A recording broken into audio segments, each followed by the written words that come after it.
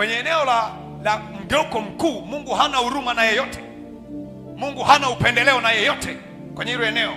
Mungu hapo haangalii sura, anaangalia unawaza nini, unaona nini, na umekubali kuitwa maskini, umekubali kuitwa mgonjwa, au haujakubali ila umekosa uwezo wa kukusaidia. Unajua kuna mtu anaweza kawa kwenye changamoto, ameikubali, sawa, ameikubali ile changamoto yake. Kuna mwingine yuko kwenye changamoto ila hajaikubali. Kilichomfanya aendelee kubaki hapo ni mazingira alionayo ya viwezeshi.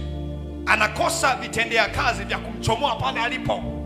Unaweza kukutana na mtu anakuambia, mimi ningekuwa na mtaji, mimi ningekuwa na hela, mimi ningesoma, akili nazo. Na ukimcheki huyo mtu ana akili kweli, nini kimekosekana?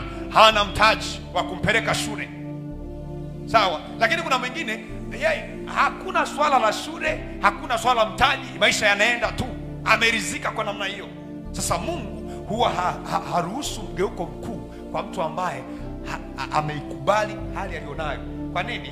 Akikupa mgeuko mkuu, hautamshukuru, ulikuwa utafuti, hautamtukuza, ulikuwa utafuti. Yaani unaumwa na umekubali kubaki na ugonjwa, akikuponya utasema asante.